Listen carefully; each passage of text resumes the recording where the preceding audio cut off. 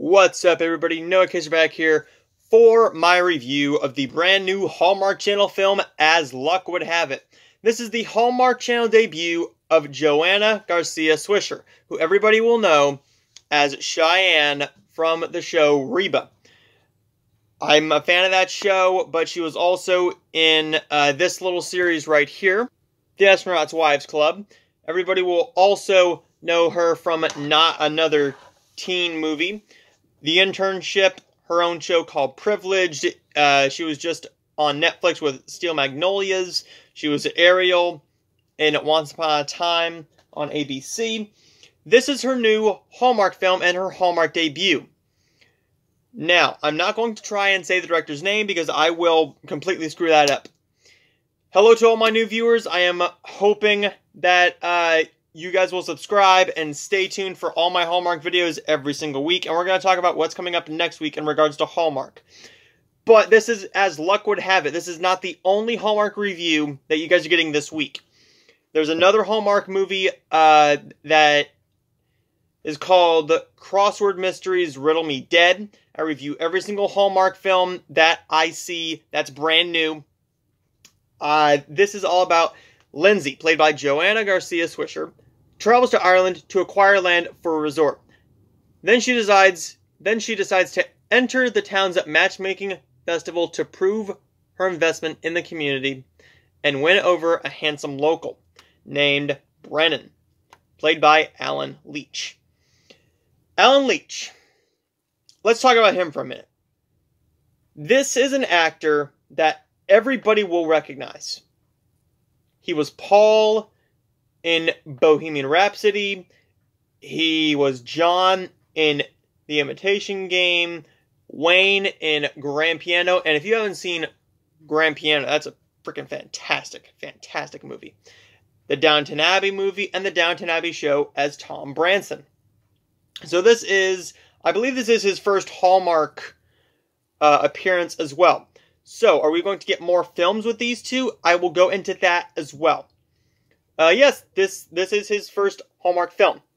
Now, the way that my Hallmark reviews work, if you are brand new, I basically go into what I thought about the story, the chemistry between the two stars, and then we just talk about the costume design, the sound issues, if there are any. Because a lot of the times, the main issues with the Hallmark reviews that I have with the Hallmark movies is the sound issues, due to some poor ADRing. There's not a lot of poor ADRing here. The ADRing is actually pretty well done. I will say that it's just a little too loud. They cranked this movie up to an 11. This music is way too loud. Way too loud. And that was my dog just shaking his collar. I'm sorry if you heard that. How is the film overall? I think it's good. Is it one of the better films of this year? In a way, no. And I will go into that next week. What am I doing next week? You'll find out in just a few minutes. As Luck Would Have It is a fine little Hallmark film with two newcomers. Now, these newcomers are not brand new to the scene. It is not like you are watching a brand new actor do their first film. It doesn't feel like that. These are seasoned veteran actors who have been doing it for years and years and years with multiple big projects. Now, this film right here has good chemistry between the two stars, but the problem is you don't get enough chemistry between the two stars to actually care about them. But when the chemistry is there, about halfway through, then it really does work out because you are invested in this romance that's starting to unfold. But the problem here is that the script is just so focused on this deal that they kind of lose focus of that deal part of the way through as well.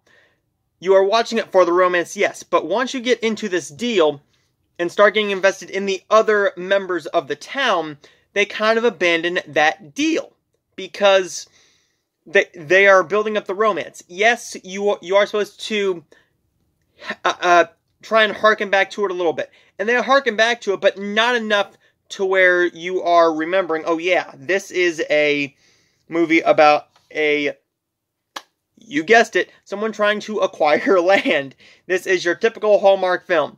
Now, for you Hallmark fans, I know that we absolutely love our cheesy storylines and the same storylines, but we can all agree that not every Hallmark film is perfect. This Hallmark film is not perfect, and I'm going to go into why after this one last thing. I really enjoyed the costume design in this film, particularly for Joanna Garcia Swisher.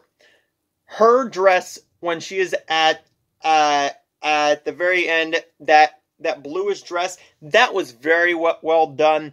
Looked great on her, so well with the stitching. I really loved it, and just completely made that part of the film. Now, we know what we're getting with a film like this. What are we getting with a film like this? We are going to get a misunderstanding, or I have to leave because of this. Something brings them back, and they end up kissing and falling in love. The movie here does that, but then it just kind of feels like it's missing something. The ending of the film misses something. It's just me sitting here. It was just me sitting here, and I'm just kind of thinking, there's something missing here, and I don't know what's missing. It just felt incomplete to me. Now, as a Hallmark fan, clearly a Hallmark fan, I really enjoyed this film for what it is. But is it one of the better films of this year? No. Is it one of the weakest films of this year? No.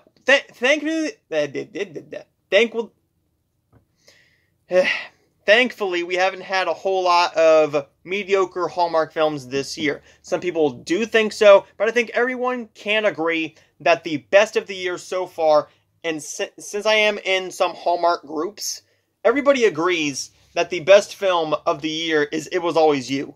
But let's grade this, and I'll go into what's coming out next week and what I am doing next week, as well as I am going to go into the rating for last week's movie and what I think this week's movie is going to do. Now, Spring Fling has only just begun. We only got one more film, and that is right in front of me. Do I feel like that film is going to be better? Yes, I do think I'm going to like that film better. I really like Janelle Parrish. So, as luck would have it, is probably going to be my least favorite Spring Fling film. But that's not saying much, because I really enjoyed most of them. This might be better. No, it's not on mine. This is better than Don't Go Breaking My Heart with Ryan Pavey. As luck would have it, is a completely enjoyable and well-done Hallmark film that is just missing something with some good chemistry about halfway through, which kind of defeats the purpose because it kind of abandons each story, and you don't really get to feel for the town. So I really didn't love this film, but I didn't hate it either. This is a film that I could probably see myself watching again. If this comes on and it is a day when nothing else is on, I can definitely see what people see in this film. Now, I'm going to give, as luck would have it, a B-. I thought it was... Actually, you know what? I think B- is a little low. I'm going to go with a B for this one. As luck would have it, is going to get a B. I can't help but think of just this film and think of As You Wish. If they would have said As You Wish in this film, I would have just given this film an A+, just completely based on that. This is not their first venture into... Oh, wow.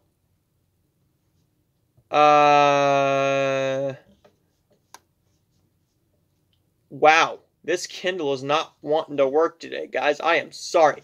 This is not the first time that they have brought in a Ireland set film. Now, the cinematography is very, very beautiful, and it's a beautiful place to shoot. The last time they did it was with Merritt Patterson and Jack Turner. Jack Turner, we talked about him last week in One Perfect Wedding. And I also ranked the 3 films from best to worst.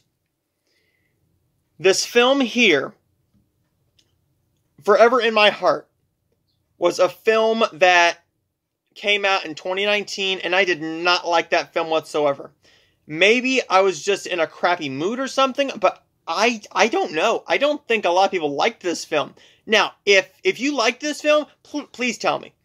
If you think I should give it another chance and do another review of it after giving it a rewatch review, then I will definitely do that. If you think that it's worth rewatching for me, since I just got off of this film, maybe I might find it a little bit better. I'm not quite sure, but I just wanted to bring that up, and I think that this film is better than that film. So, let's get into what is coming out next week in regards to Hallmark, including the 3 last movies for April, and what we're going to do to get through the little break that we have here, and why we're taking a little break. I will see all of you guys in a minute. And I'm back. Let's take a look at the ratings so far this year, and what really hurt the One Perfect Wedding movie. Here's the thing. This is the lowest rated, as of right now, the lowest rated film in regards to viewership right now that debuted this year for the Hallmark Channel. Now, this is strictly for Hallmark Channel, not Hallmark Channel or Hallmark Movies and Mysteries. This is Hallmark Channel. The last one that actually has a low number, because we did have one called Valentine's Again with Nikki Whalen and Greg Vaughn. That does not have a rating, a viewership. It just says null and void. So, what was the last one? We have Mix Up in the Mediterranean. Why did that one do so poorly? I'm going to go into why I think that did poorly and why I think last week's did poorly. What am I going to say that this film is going to do? Let's get into it. Why did Mix Up in the Mediterranean do so poorly? Well, Jeremy Jordan and Jessica Lowndes had good chemistry between them. But I think what really hurt them is that the big fans of the Hallmark Channel movies are not fans of the LGBTQ plus storylines trying to come into their Hallmark films.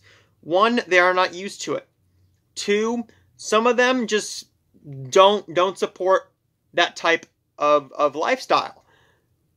And I personally think that that's what really hurt the film. I think it was the LGBTQ plus storyline that really hurt it. Now, did it hurt the last attempt that they did with why am I losing it here? The Christmas House. I believe it was the Christmas House. Let's look at that rating. Did it hurt that one? Where are you? Where are you? I don't know where it is. I don't know where it is. The Christmas House. There's the Christmas House. No, that didn't hurt it. What hurt that film was that, what hurt Mix Up in the Mediterranean was that Jeremy Jordan was a bit of a nobody in the Hallmark verse, unless you are a Broadway fan or a fan of Joyful Noise or Newsies or his musical with Anna Kendrick called The Last 5 Years. What really hurt it is that their film, and why am I saying their film? Because there's another film coming out next week with Janelle Parrish, who he really did a good job with in Holly and Ivy Last Christmas. That film got less than 1 million views when it premiered. When you look at the highest viewed Hallmark film of last year, the highest viewed Hallmark film of last year was Christmas Waltz, with Lacey Chabert and Will Kemp, closely followed just by just by 0.02 was If I Only Had Christmas with Candace Cameron Bure and Warren Christie. That film also debuted on Hallmark Movies and Mysteries. But again, when you look at the other numbers, it did better than The Christmas Bow, but it was the second least watched Christmas film. The third least watched film of the year for them. I think they really want to give Janelle Parrish and Jeremy Jordan an audience. And I think Jeremy Jordan's a good actor. Why did One Perfect Wedding get a lower rating? 1.87 is what Mix Up in the Mediterranean did. Why did One Perfect Wedding jump down by almost 200,000 views when Ryan Pavey's film got 2.09 million, Chasing Waterfalls with Cindy Busby and Christopher Russell got 2.14 million, Fit for a Prince got 2.26, and then the second highest rated film of the year, which a lot of people think is the best, is It Was Always You, with Aaron Craig and Tyler Hynes. Why do they keep going down? Here's the problem here. I think that they waited too long to do a One Perfect Wedding, and you should have called it One Winter Wedding. It was one winter weekend, one winter proposal. You should have kept it as a Winterfest film. And you could have easily done this as a Winterfest film. Not that it was a bad film. I really enjoy all three of them. I think that it's the second best in the trilogy. The problem with that film was they waited too long, and I don't think a lot of people realized it was another film in that series. Some people did, but some people just kind of thought, oh, it is just another film. What is this film going to do? What is As Luck Would Have It going to do? With Joanna Garcia Swisher and Alan Leash. This one is going to do pretty well, I think. I think this is going to get about 1.97 million. What did Forever in My Heart do when that came out? That's not going to help me, is it? They do not have a 2019 list. And I just found the 2019 list. Okay, Forever in My Heart was a 2019 film. That did 2.01. And that's a little... That's something to watch. That's something to watch, because that would make it the third lowest rated film of the year. But I can see this film doing better than Mix Up in the Mediterranean. I can see it doing a lot better than One Perfect Wedding. Now watch me be wrong, and it gets like 1.7, 1.6. I can see this doing 1.9, maybe even over 2 million. But next week's film is not going to do all that well. I don't think it's going to do all that well. I'm a little worried about it. It does help that it's a cooking film, and the cooking films really do intrigue me a bit more. But I think that one's going to do about 1.8, 1.9 as well. What else is coming out this month? We have 2 mysteries, Crossword Mysteries, Riddle Me Dead, and Matchmaker Mysteries, The Art of the Kill. The sad thing about Crossword Mysteries, Terminal Descent, the last film that came out earlier this year in February, on Valentine's Day, it only did 1.14 million. The lowest rating that they had done this year so far for the 5 films so far. Next week, you guys will be getting reviews for Right in Front of Me, Matchmaker Mysteries, Art of the Kill, and also you will be getting my ranking of the 23 Hallmark films. I believe it's 22 or 23 Hallmark films that have come out this year so far. Because if you don't know, we are taking a break. And the Hallmark films are taking a break from April 18th to May 15th. Then we come back strong with Lacey Chabert and Tyler Hynes, the two that brought us Winter in Vale, a great Winterfest film, and I love Tyler Hynes, love Lacey Chabert to death, always will and always have loved her to death. That's directed by Peter Benson. We also have Tim Ross and Cindy Busby in Hearts Down Under on May 22nd. You Had Me at Aloha, Pascal Hudson, Cavan Smith, June 5th. Baker's Son on June 12th. Her Pen Pal on June 19th. June 26th, Sand Dollar Cove with Chad and Michael Murray. In May, we have Poisoned in Paradise, a Martha's Vineyard mystery on May 16th. May 23rd, we have Morning Show Mysteries, Murder Ever After, and Aurora Teagarden, Cold Feet and a Cold Case. What we're going to do to keep the Hallmark weekly reviews going, I'm going to review the Hallmark films that I have not seen. I'm going to review Hallmark films that I have not seen or that I have not reviewed. Like, let's say I have not seen something that's not Christmas. Say, like, I haven't seen The Sweetest Heart, or I haven't seen Stop the Wedding, The Wedding March, Summer in the City, Love on a Limb, Autumn in the Vineyard, something like that. Pumpkin Pie Wars. If I haven't reviewed it, I'm going to get a couple Hallmark reviews out for you guys, so you guys can still get the Hallmark weekly reviews that I love doing. I love Hallmark Channel to death. It's my favorite day. My favorite time of the week is the Hallmark movies and getting to talk about them. Stay tuned, everybody, because I will have a lot more reviews coming your way. Stay tuned for the bunch of Hallmark coming next week, next Monday.